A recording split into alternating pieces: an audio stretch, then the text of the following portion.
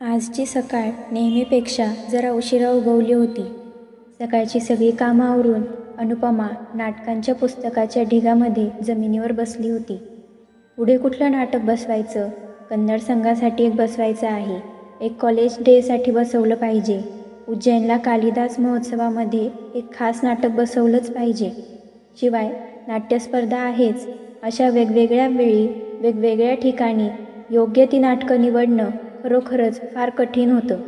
एक नाटक निवडलं की त्यामागच्या ऐतिहासिक माहितीचे तपशील मिळवणं आलं. तशी पुस्तकं कुठं मिळणं शक्य आहे? दारावरची बेल वाजली. सखूबाई नुकतीच गेल्यामुळे दरवाजा केवळ पुढं लोटला होता. अनुपमा बसल्या जागेवरूनच म्हणाली, येस, कम इन प्लीज. आनंद आत आला. हातातलं नाटकाचं पुस्तक चाळत असलेल्या अनुपमानं मान वर करून त्याच्याकडे पाहिलं आणि ती उठून उभी राहिली. अनपेक्षितपणे त्याला पाहताच ती गंभीर झाली. तिच्या तोंडून शब्द फुटेना. काही क्षण स्तब्धतेत गेले. सर्वप्रथम अनुपमानंच स्वतःला सावरलं आणि अतिथी धर्माचं पालन करत ती म्हणाली, कृपा करून बसा.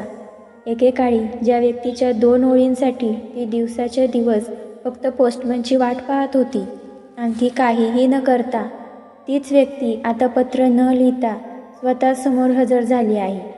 त्याच्या स्मरणात रात्रभर ताऱ्यांमध्ये नजर खिळून तपश्चर्या केली गेली. तो समोर येऊन बसला आहे. आनंद, काहीतरी करून तू ये आणि या नरकातून बाहेर पडायचा मार्ग दाखव म्हणून कितीतरी व्रत केली, उपवास केले, नवस बोलले. तो माणूस आज समोरच आहे. त्यावेळी तिनं लाचारपणे लिहिलं होतं, मी किंवा माझ्या वडिलांनी तुमच्या आईची कुठल्याही प्रकारे फसवणूक केलेली नाही याची साक्ष फक्त तुम्हीच देऊ शकाल. त्यावेळी ज्यानं मिठाची गुळणी धरली होती तो हाच आनंद. अनुपमेच्या चेहऱ्यावर विषादपूर्ण हसू उमटलं. बोलायलाच बसलं तर आनंदशी कितीतरी बोलण्यासारखं होतं. 3 महिने तिला त्याचा पती म्हणून सहवास लाभला होता, पण आज आनंद तिला अपरिचितासारखा वाटला. तिला प्रत्येक क्षण युगासारखा वाटत होता. कितीतरी घटनांची मालिका तिच्या डोळ्यासमोरून तरळून गेली. कोड उमटल्याचं समजल्यानंतरची राधकांची वागणूक, माहेरची परिस्थिती, समाजाची वागणूक, आत्महत्येचे मनात तरळणारे विचार. होय, आनंद आता आला आहे. आनंद कितीतरी वर्षांनंतर अनुपमाला पाहत होता. ती काही न बोलता उभी होती. तिचे हात आता पूर्ण शुभ्र झाले होते, पण त्याला त्यात कुरूपता किंवा किळस जाणवली नाही. तिचे सुंदर काळेभोर डोळे आणखी तेजस्वी होऊन चमकत होते. तिचा बोलण्यातला आत्मविश्वास तर त्यानं थिएटरवरच पाहिला होता. साध्या वायलच्या साडीमध्ये अनुपमा सुसंस्कृत, धीट स्त्री दिसत होती. मौनाचा हिमनग वितळवण्याच्या हेतूनं आनंद बोलू लागला, कशी आहेस अनुपमा? तिनं त्याच्याकडे निरखून पाहिलं. देखना आनंद काळाच्या प्रवाहात रोडल्यासारखा दिसत होता. तिनं विचारलं, माझा पत्ता तुम्हाला कसा मिळाला? काल तुझं नाटक पाहिलं, फार सुरेख होतं नाटक. तुमचंही नाटक फार सुरेख होतं. Thanks doctor. तिच्या अंतर्हृदयातून आठवणींचा लोड बाजूला सारत शब्द उमटले, पण तिनं ते ओठांवर येऊन दिले नाहीत. आनंद अधीर झाला होता. मला पाहून तुला राग येईल. मी तुला शोधण्यासाठी किती खटपट केली, पण तुझा पत्ता कुठंच मिळाला नाही. तुम्ही इंग्लंडहून केव्हा आला? 2 वर्ष होऊन गेली. अनुपमा, जीवनात गैरसमज होणं स्वाभाविक आहे. माझं चुकलं असेल तर तू मला क्षमा कर. जे घडलं ते विसरून जा. तुम्ही बसा ना, अनुपमानं सहज सौजन्यानं सांगितलं. कुणाचं चुकलं, काय बोलायचं याविषयी? हे काही केवळ शब्द नाहीत. त्या शब्दांमागचा अर्थ तुम्हाला समजलाच नाही. मला कोड आलं हा माझा दोष काय? कोडामुळे माझं सौंदर्य नष्ट झालं यात माझं काय चुकलं? गरिबा घरची मुलगी करून घेऊन तिच्या गरिबीची 4 चौघात टर उडवणं यात कुणाची चूक? आनंदकडे यापैकी कुठल्याही प्रश्नांची उत्तरं नव्हती. अनुपमा पुढे म्हणाली, आनंद, केवळ तुम्हालाच ठाऊक होतं मला लग्नाआधी कोड आलं नव्हतं, पण तुम्ही हे तुमच्या आईला सांगितलं नाही. का असे वागलात? आता मला जग कसं आहे याची कल्पना आली आहे. बायको कुरूप झाली तर काय करायचं असं वाटून तुम्ही गप्प बसलात. घरातल्या सोवळ्या उवळ्यात बाधा येईल आणि आपल्या घराण्याचा नावलौकिक ढळेल या भीतीपोटी तुमच्या आई तशा वागल्या. यात चूक कुणाची? आनंद अपराधीपणे म्हणाला, अनुपमा, यानंतर मी तुझ्यापासून दूर राहणार नाही. मला क्षमा कर.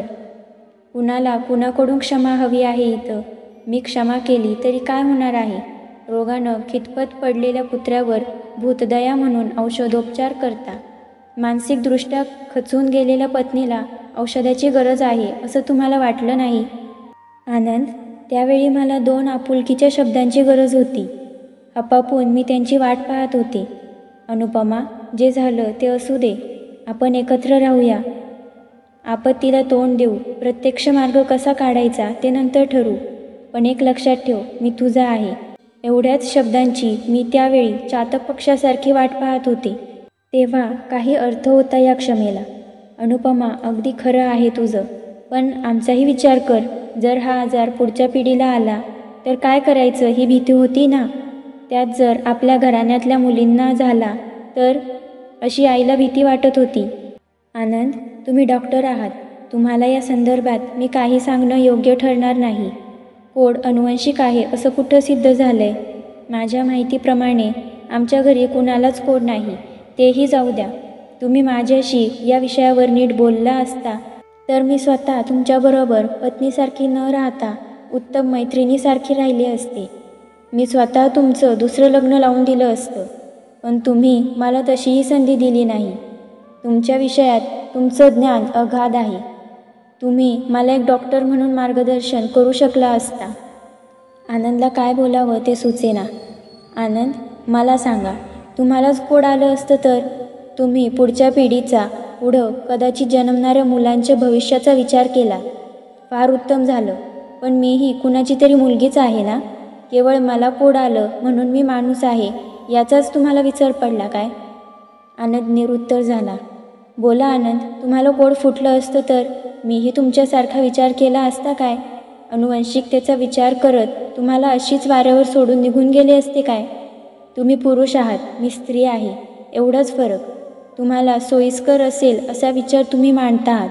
पती पत्नी हे नातं असं आहे की कुणा एकाला काही झालं तर दुसऱ्यानं त्याला आधार देऊन संसाराचा गाडा पुढं न्यायला पाहिजे.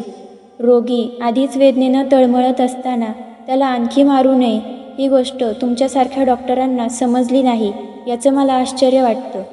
तुम्ही डॉक्टर म्हणूनही कर्तव्य केलं नाही. खरं आहे अनुपमा, तू म्हणतेस ते अगदी खरं आहे. तो मनापासून म्हणाला. आपल्याला हाच रोग झाला असता तर तिनं आपल्याला पाचोळ्यासारखं दूर लोटलं असतं काय? नशिबाचा भाग म्हणून मुकाट्यानं त्याचाही स्वीकार केला असता ना. आनंद, मी स्पर्श केलेली प्रत्येक वस्तू तुमच्या आई, सोवळं या नावाखाली पुन्हा धुवून घ्यायच्या.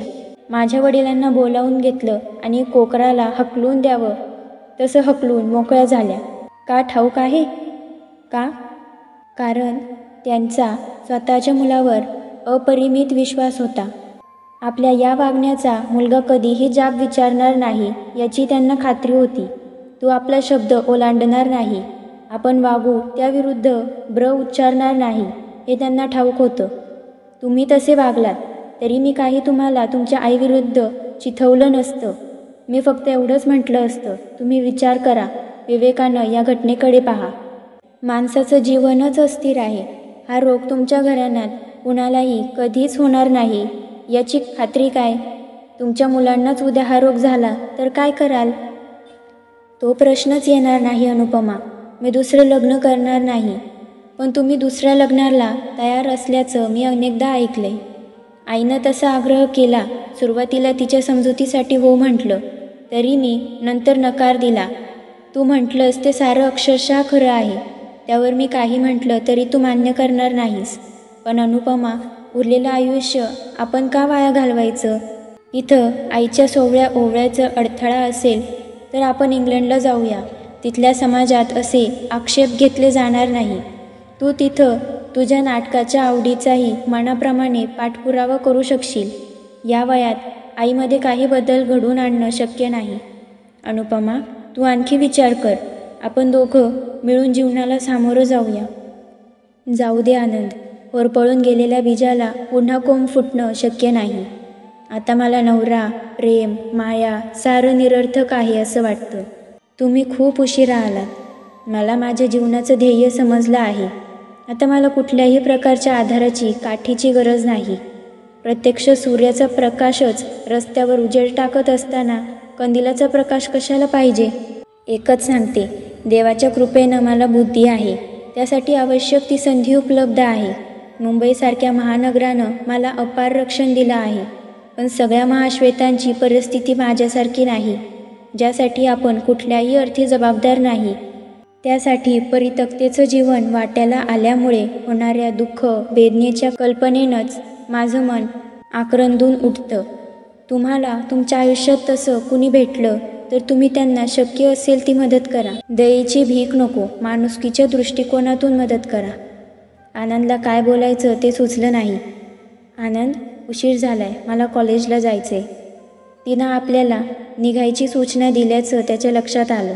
त्याच वेळी तीव्रपणे जाणवलं, ही आपली अनुपमेशी कदाचित शेवटची भेट असेल. जिच्याशी लग्न झाल्यावर आपण स्वतःला सुदैवी समजत होतो, तिच्या जीवनातील मोठ्या वळणाला आपण कारणीभूत झालो. या विचारानं तो सुन्न झाला. तरी त्यानं शेवटचं विचारलं, अनुपमा, आणखी एकदा तू विचार कर. पुस्तकं एकत्र करत अनुपमा आत्मविश्वासानं म्हणाली, तुम्ही कुलीन घराण्यातले, सुशिक्षित, बुद्धिवान आहात. पण तुम्हाला एक गोष्ट ठाऊक नाही. काय? परस्त्रीला एकेरी नावानं हाक मारणं योग्य नव्हे. एवढं सांगून ती आत निघून गेली. तिच्या बोलण्याचा मतितार्थ समजून आनंद गडबडून गेला.